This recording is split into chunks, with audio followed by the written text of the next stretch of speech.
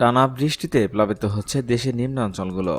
গত 3 দিনের টানা বৃষ্টি ও উজানের ঢল সুনামগঞ্জের সুরমা, কুশিয়ারা, জাদুকাটা সহ নদীর পানি বাড়ছে। ফলে প্লাবিত হচ্ছে তাহিরপুর, ছাতক, দোয়ারা বাজার, মদনগড় সহ বেশ কয়েকটি অঞ্চলের নিম্নাঞ্চলগুলো। আর ডুবে যাচ্ছে রাস্তাঘাট। এতে ভোগান্তি পোহাতে হচ্ছে নিম্নাঞ্চলের 5 লাখেরও বেশি মানুষকে। এদিকে শনিবার সকালে পাহাড়ি ঢলের পানিতে সুনামগঞ্জের ভীমবারপুর উপজেলা দুর্গাপুর সড়ক ডুবে যাওয়ায় সুনামগঞ্জ শহরের সঙ্গে তাহিরপুর উপজেলা সরাসরি সড়ক পথে যোগাযোগ বিচ্ছিন্ন হয়ে যায়। এতে ভোগান্তিতে পড়েন লক্ষাধিকেরও বেশি মানুষ। এমনকি বৃষ্টিপাত ও পাহাড়ি ঢল অব্যাহত থাকায় বন্যা আতঙ্কে বাহাটির 20 লাখেরও বেশি মানুষ। স্থানীয়রা বলছে, ঢলের পানি যেভাবে বাড়ছে এতে আতঙ্কের মধ্যে রয়েছেন তারা।